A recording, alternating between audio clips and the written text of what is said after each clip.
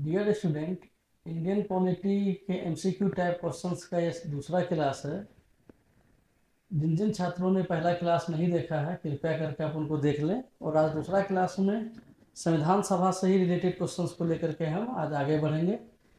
जो उसके बाद जो नेक्स्ट क्लास होगा वो प्रस्तावना क्या से रिलेटेड होगा, ठीक है ना। तो आज क्या है ना, तो क्वेश्चन नंबर 1 है वो क्या है, the constitutional assembly of India was established based on the proposal of। तो ये पहला क्वेश्चन समझ लीजिए अच्छे से, क्या था। भारत की संविधान सभा का गठन किसके प्रस्ताव के आधार पर हुआ था? तो किसके प्रस्ताव के आधार पर हुआ था? कैबिनेट मिशन योजना 1946। इससे पहले क्रिप्स प्रस्ताव भी आया था, लेकिन क्रिप्स प्रस्ताव ने क्या किया था, जो कहा गया था कि दो अलग अलग राज्यों के लिए दो अलग अलग संविधान सभाएं बैठेगी। मतलब ये इसको समझा जाए कि क्रिप्स प्रस्ताव ने संभवतः पाकिस्तान की मांग को स्वीकार कर लिया था संभवतः, लेकिन जब कैबिनेट मिशन प्लान आया 1946 तो उसने पहले जो ये दो राज्यों में जो संविधान सभा का गठन के बारे में चर्चा की थी उसको नकार दिया पहला। दूसरा क्या था ना, कैबिनेट मिशन योजना जो आई थी वो संविधान सभा किस हिसाब से बनेगी, फेडरेशन ऑफ इंडिया के तर्ज पर। बाद में आप देखिएगा भले ही फेडरेशन ऑफ इंडिया के तर्ज पे बनाने का प्लान था, लेकिन भारत कैसा बना बाद में, यूनियन ऑफ इंडिया।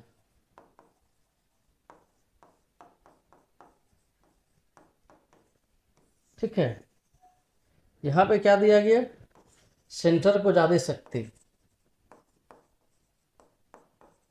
केंद्र को ज्यादा शक्ति। और उस समय परिस्थिति के हिसाब से ये बहुत ही सही था, क्योंकि कई ऐसे राज्य थे जिसमें कि नागालैंड, अरुणाचल प्रदेश, मणिपुर, जो सेवन सिस्टर्स थे, या हैदराबाद, जम्मू कश्मीर, ये सब ऐसे राज्य थे जो शायद भारत में मिलना ही नहीं चाह रहे थे, और मिलना भी चाह रहे थे तो बहुत सारे शर्तों के साथ। इन सब चीज़ों को देख करके भारत में क्या बनाया गया, यूनियन ऑफ इंडिया। मतलब केंद्र को ज़्यादा शक्ति दे दी गई और राज्य को केंद्र की तुलना में काफ़ी कम शक्तियाँ दे दी गई, पहला। दूसरा, केंद्र द्वारा राज्य को फिर क्या दिया गया, नियंत्रण स्थापित करने का तरीका भी भारत के संविधान में ठीक ठाक तरीके से लिखा हुआ है। केंद्र किस तरीके से राज्य को नियंत्रण में रखेगा, और अगर राज्य केंद्र की बात नहीं मानेगा तो अनुच्छेद 356 के द्वारा राज्यपाल के द्वारा भेजे गए पत्र या राज्यपाल के द्वारा लिखे गए पत्रों के द्वारा राष्ट्रपति शासन क्या हो सकता है, आपका लागू हो सकता है। ठीक है,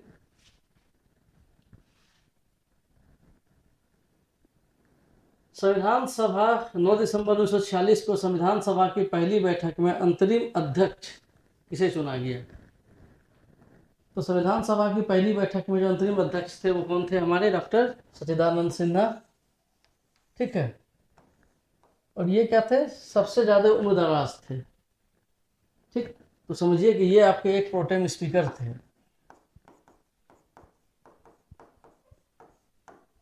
ठीक है, और ये प्रोटेम स्पीकर जो सबसे ज्यादा उम्र के थे उनको किस तर्ज पे बनाया गया, फ्रांस के तर्ज पे। फ्रांस में भी क्या है कि जो सबसे ज़्यादा उम्र के व्यक्ति होते हैं उन्हें क्या बनाया जाता है, प्रोटेम स्पीकर।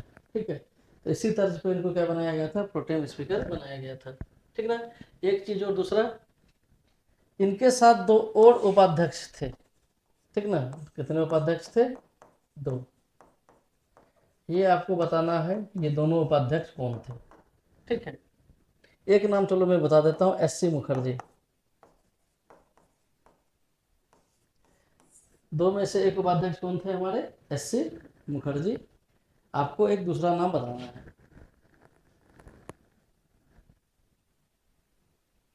है। ऐतिहासिक उद्देश्य प्रस्ताव संविधान सभा में किसके द्वारा रखा गया? बहुत ही आसान सा क्वेश्चन है। इसमें कौन थे, पंडित जवाहरलाल नेहरू। ठीक ना, और इसी उद्देश्य प्रस्ताव से बताया गया कि भारत कैसा होगा। ठीक ना,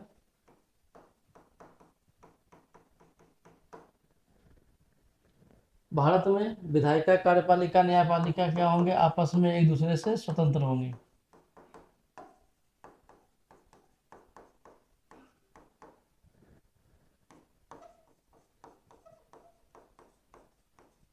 ठीक ना।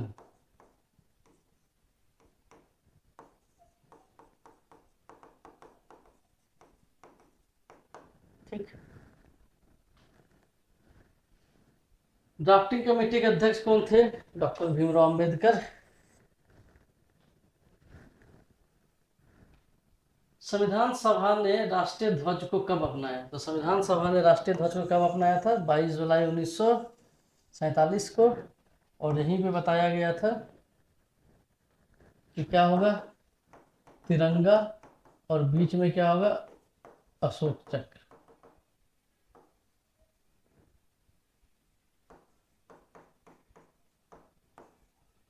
ठीक है।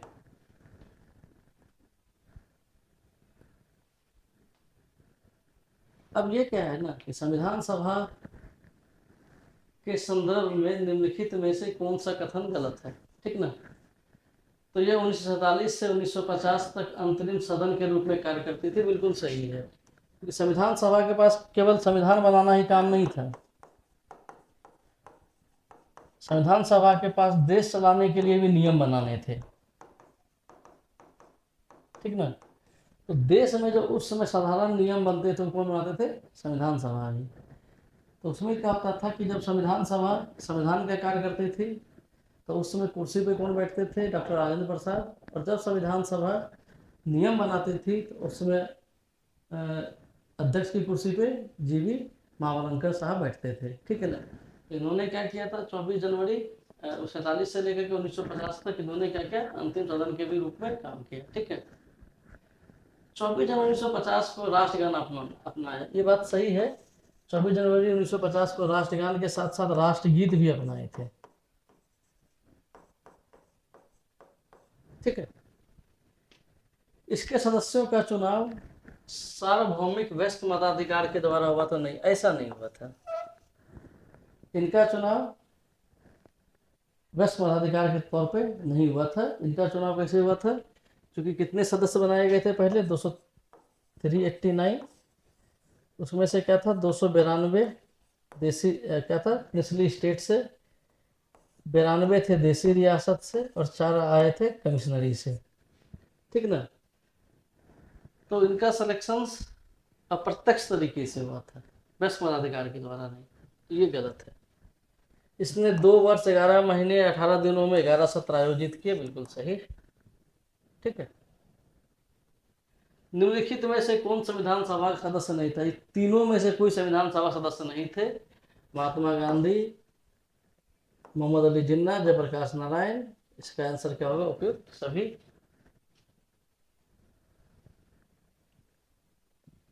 भारत के संविधान अंतर संविधान सभा सदस्यों द्वारा कब हस्ताक्षरित किया गया, तो ये एक अंतिम दिन याद रख लीजिएगा, 24 जनवरी 1950।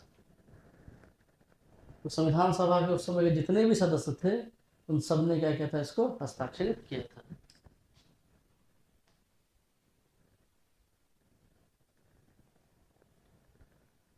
संविधान सभा की कौन सी समिति देशी रियासतों के साथ वार्ता के लिए महत्वपूर्ण थी, तो कौन सी थी आपकी, राज्य समिति। यही राज्य समिति राज्यों के साथ वार्ता करती थी।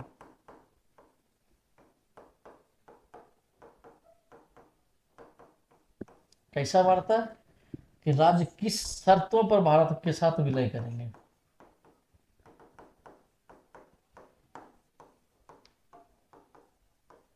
ठीक है ना। ऐसे भी इंस्ट्रूमेंट ऑफ एक्सेशन अगर आप पढ़िएगा ना, तो सबका पेपर का ढर्रा एक जैसा ही था। सब में एक ही बात लिखा गया था, बस जिस राज्य को मिलना था उसमें महाराज का नाम और जगह डेट बस चेंज कर दिया जाता था, बाकी सबका सेम सेम ही। संविधान में निवारक निरोधक का प्रावधान सभा बहसों के दौरान किस रूप में आलोचना का विषय था। देखिए, निवारक निरोध का मतलब ये होता था, ऐसे यह मौलिक अधिकारों का निषेध सामान्यतः आर्टिकल 21 का उल्लंघन मानते थे। ठीक ना। तो निवारक निरोध क्या था, जैसे कोई घटना हुई नहीं है लेकिन होने की पूरी संभावना है, और उसी व्यक्ति के द्वारा कोई ऐसा इलीगल काम करने की संभावना थी तो उसे किस कानून के तहत गिरफ्तार करते थे? तो निवारक निरोध के द्वारा। ठीक है, जैसे सपोज कीजिए कि कोई व्यक्ति हर चुनाव में बम ही फेंकता है और संभावना है कि इस चुनाव में बम फेंकेगा, तो पुलिस क्या करती थी? निवारक निरोध के तहत उसको पहले ही गिरफ्तार कर लेती थी कि ये बस चुनाव में ही बम फेंकता है, चुनाव खत्म, व्यक्ति को छोड़ दिया गया। ठीक है ना? तो इसका कई लोग थे जिन्होंने क्या कहता है इसका विरोध किया था। इसमें से अयंगर साहब भी थे, कृष्णाचार्य साहब भी थे, लेकिन जो डॉक्टर भीमराव अम्बेडकर थे उन्होंने कहा था कि ये बिल्कुल ही सही है। ठीक।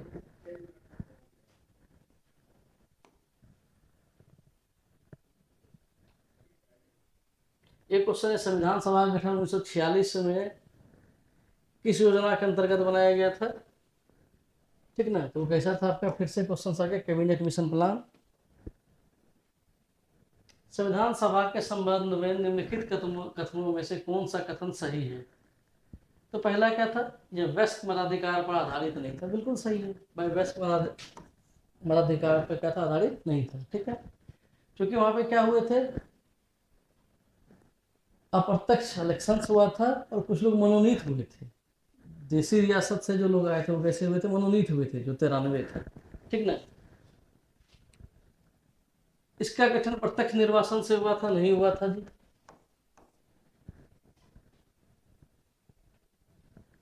ठीक ना? तीसरा क्या है? यह बहुदलीय निकाय था। बिल्कुल, ये भी सही है।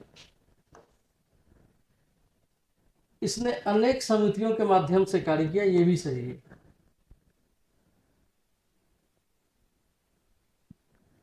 लेकिन इसमें एक लाइन जो लिखा है ना, वयस्क मताधिकार पर आधारित नहीं था, बिल्कुल वयस्क मताधिकार पर तो आधारित था ही नहीं। तो वयस्क मताधिकार किससे किससे कनेक्ट करता है? चुनाव से। लेकिन कुछ लोग क्या हुए थे ना, मनोनीत हुए थे। ठीक ना? तो उससे ये इस हिसाब से एक भी गलत हो जाएगा। तो 3 और 4 जो आपका ऑप्शन है यही सही होगा। ठीक है, क्योंकि वैश्य अधिकार से क्या करते हैं, हम चुनाव करके किसी व्यक्ति को संसद में लाते हैं या तो विधानसभा में लाते हैं। लेकिन उस समय क्या हुआ था? भले ही वैश्य मताधिकार पे चुनाव नहीं हुआ था, लेकिन बहुत लोगों को क्या हुआ था? डायरेक्ट मनोनयन भी हुआ था। ठीक है, इसलिए ये आंसर गलत होगा।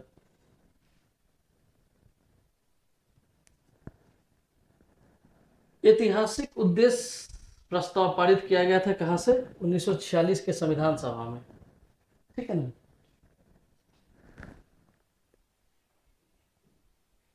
देखिए, इसके बाद क्या है? निम्नलिखित कथनों पर विचार कीजिए। क्या है?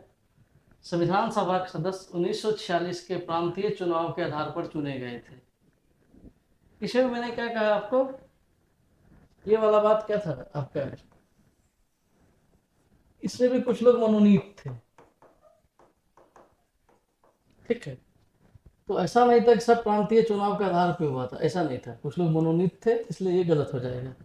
इस सभा में देशी रियासतों से कोई प्रतिनिधित्व नहीं आया था। देखिए, सिलेक्शन भले ही 93 का हुआ था, लेकिन आए एक भी नहीं थे। ठीक है ना? इसलिए इसका आंसर क्या होगा? केवल 2। क्योंकि स्टार्टिंग में कितने लोग आए थे? जैसे अगर मान लें हम ऐसे 292, 93 और 4, तो जब पहली बैठक हुई थी तो उसमें कितने सदस्य आए थे? अधिकतम 211, मतलब 211 ही आए थे। ठीक है ना? और आना था 389 को।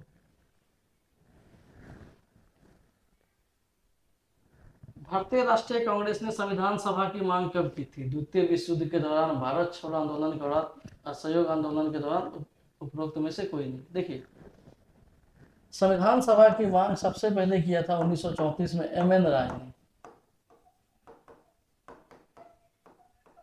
ठीक है ना? ये क्या था? लेफ्टिस्ट लीडर थे एम.एन. राय।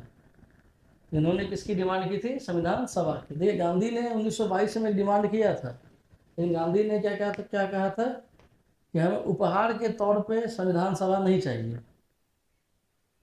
ठीक ना? बस उन्होंने एक बार कहा था कि उपहार के तौर पर हमें संविधान सभा नहीं चाहिए। कि संविधान सभा कैसे होगा, क्या होगा, नहीं होगा। ठीक ना? इसके बारे में विस्तृत चर्चा किसने किया था? एम.एन. राय साहब ने। देखिए, संविधान सभा का गठन वर्ष 1946 में कैबिनेट मिशन प्लान द्वारा बनाई गई योजना के अंतर्गत किया गया था। इस प्लान के अनुसार पहला क्या था?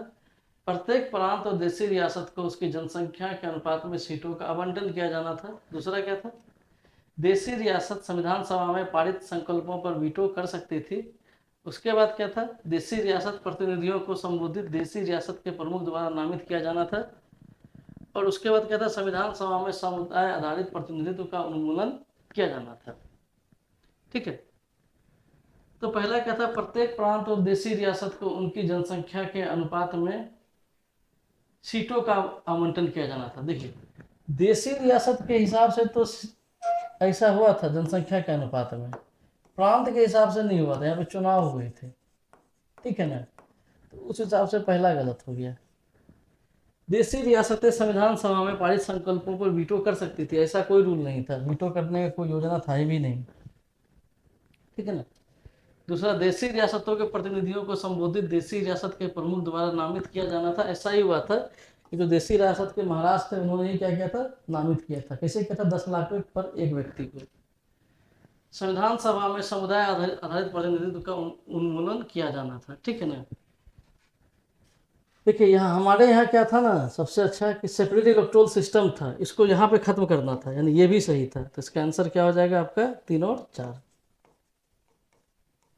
3 और 4।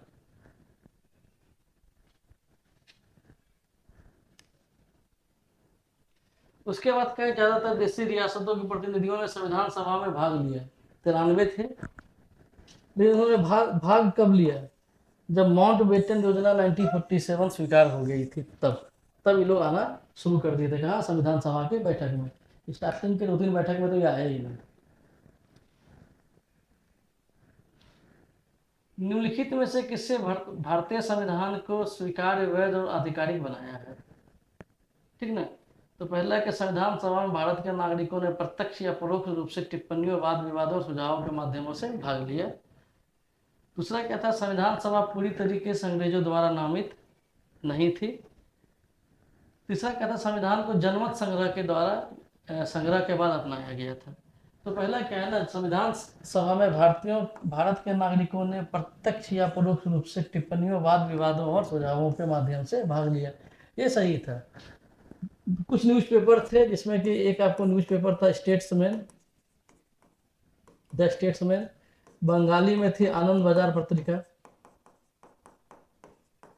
ठीक ना। इसमें संविधान कैसा बन रहा है इसके बारे में जानकारी दी गई थी और जनता से ओपिनियन इसी न्यूज़पेपर के थ्रू मांगे गए थे, जहां जनता ने अपने टिप्पणी इस न्यूज़पेपर के माध्यम से संविधान सभा तक पहुंचाई थी। तो पहला तो सही है। ठीक है ना। संविधान सभा पूरी तरीके से अंग्रेजों द्वारा नामित नहीं थी, बिल्कुल तो अंग्रेजों द्वारा नामित नहीं थी, ये भी सही है। संविधान सभा जनमत संग्रह के बाद अपनाया गया था। भारत में आज तक कभी जनमत संग्रह हुआ ही नहीं है। ठीक है ना। तो अगर 3 जहाँ जहाँ पे होगा ऐसे भी खत्म हो जाएगा, यहाँ पे भी 3 नहीं है, यहाँ पे भी 3 नहीं है, यहाँ पे भी 3 नहीं है, केवल एक ही आंसर होगा। ठीक है।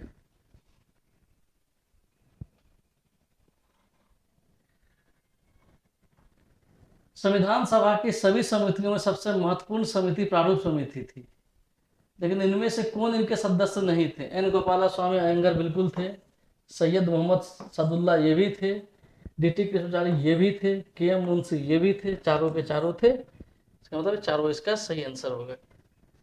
ठीक है। भारत की संविधान सभा में निम्नलिखित में से किस प्रांत के सदस्यों की संख्या सर्वाधिक थी। तो प्रांत कौन सा था, संयुक्त प्रांत। इसके सदस्यों की संख्या कितनी थी, सबसे अधिक 55। इस संयुक्त प्रांत अभी किस नाम से जाना जाता है, मोस्टली 70% पास इसका किसके पास है, उत्तर प्रदेश के पास। ठीक है।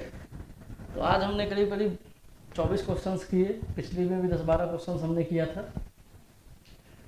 टोटल 36 क्वेश्चंस केवल हमने क्या किया, एक संविधान सभा में किए हैं। और हम टोटल कितने क्वेश्चंस करने वाले हैं, 1000। ठीक है। तो 1000 क्वेश्चंस केवल इंडियन पॉलिटी के। ठीक है। उसके बाद इसी टाइप से 1000 या 2000 क्वेश्चन हम लोग किससे करेंगे, करेंट अफेयर से भी 2000 के आसपास। तो उससे क्या होगा ना, आपका बहुत सारे क्वेश्चंस बाहर ही नहीं जाएंगे। ठीक नहीं। तो आज के लिए इतना ही, धन्यवाद।